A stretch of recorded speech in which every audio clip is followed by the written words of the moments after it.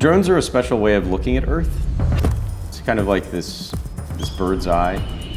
Humans have never been able to look at spaces in that way. This is enormous. It's significantly larger than the two principal ones. The research we're performing in this case is archaeological, it's anthropological, examining the history of El Salvador.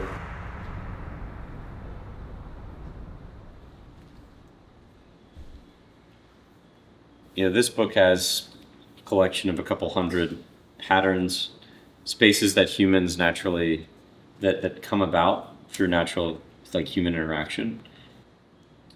It's written by a British-American guy named Christopher Alexander. They had him speak to like this crowd of computer programmers, and he's sort of chastising them for making the user conform to their idea of what the technology should be, rather than seriously considering what uplifts a human, what actually contributes to their experience and their lives. So that's also a key kind of animating element of Palestra too. When we say like research organization based on the principles of natural law, it's really that the research points to nature. Out of that, technology and technological advancements occur, but ones that are based on a solid foundation, not those with potentially malicious use or unintended consequences.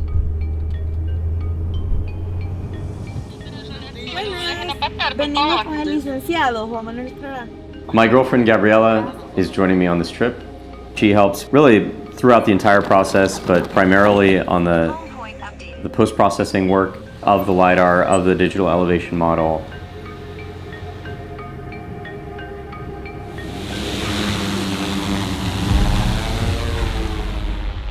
I mean, it's an interesting site because it's just in the middle of the town, people living their lives, walking by. This type of work has never been performed here in El Salvador. In the past, there was a study done that had high-level, not too detailed point cloud data. What we're doing here is 50 times more accurate than that work, at the least. We've got these awesome sounds coming out of the drone remote right now. Those are telling me that there's not much battery, but it does it when there's still kind of enough battery. So it's almost done with the second one.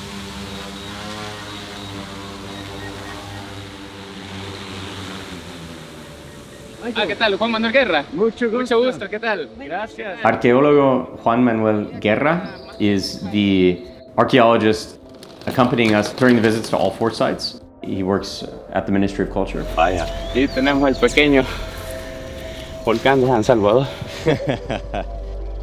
He's a wealth of knowledge, really. En aquella dirección, porque como esta es la Plaza Norte, sí, todos estos árboles, y allá donde está aquel conacaste, aquella copa, sí, ahí está Campana. Ya es directamente ya del clásico tardío, o sea que estamos hablando del 600, 900 después de Cristo, más o menos.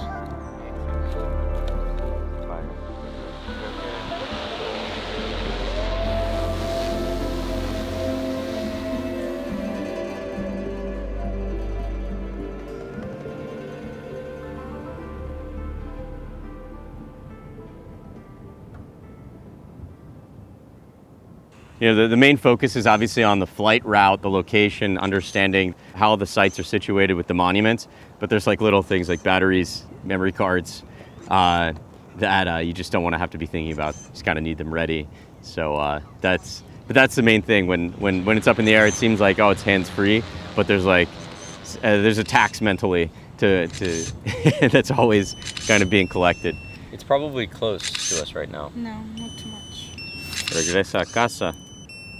Sometimes we call the drone hermano lejano. El Salvador has a unique story with, there's about 6 or 7 million Salvadorans here in El Salvador, and there's about 3 million, who kind of live in the US or Canada predominantly. The phrase for Salvadorans that live abroad is hermano lejano, which means distant brother, or, kind of brother from far away. So we sometimes call the drone that because it's, it's coming and going. I think a lot of Salvadorans from the countryside have that experience of like that they grew up near a river and they will go and dig and just find like little pieces of, I don't know, like heads of like dolls and ceramics. I think that's cool. It means a lot, I think, this project for Salvadorans. Unable to take off. We are probably 60% done with the mission, but there's been a problem with the power. It's not strong enough, so we'll need to like strategize the use of the batteries. You know, the system is built so each battery is able to recharge if you have all of them loaded in there. But this power outlet, it's not the strongest, so yeah, we're just managing that a little. This could be one where it says return to home, but just let it cancel that and let it go for a few seconds.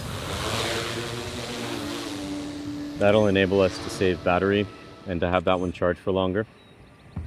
So we have about 50 seconds left on the route here. But the drone is at this furthest point from us. It's actually, you can't even really see it. Flight mission complete. 9. Critical low battery warning. 8. 7. 6. Yeah, made it by about 30 seconds.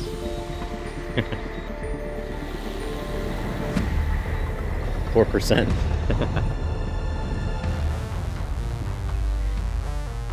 The 4 sites that we're visiting are current archaeological parks that have been excavated, that have been identified by archaeologists. Research in Tazumal began even in the 1930s. The other sites have been a bit more recent, but still back several decades. We can almost all but wrap up for this set of 4.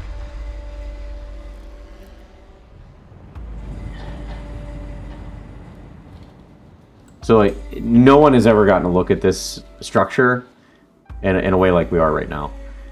This is enormous. It's significantly larger than the 2 principal ones kind of on the plain.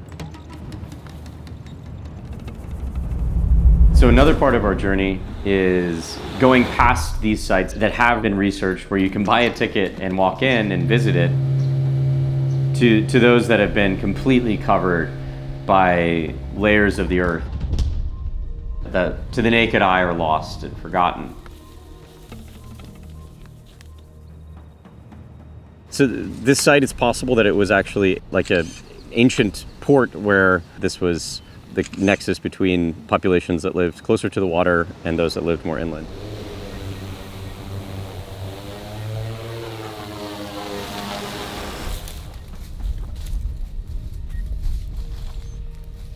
There are pieces of pottery here, just at the very top. And I mean, this is just from the naked eye on the top layer. So you can imagine how much there is beneath.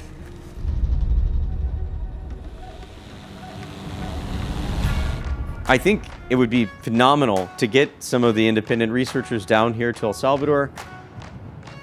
Part of what I try to do with Palestra and even with this research is to continue the conversation and to provide, in the case of the research, new source material, but also to sort of get the discussion going.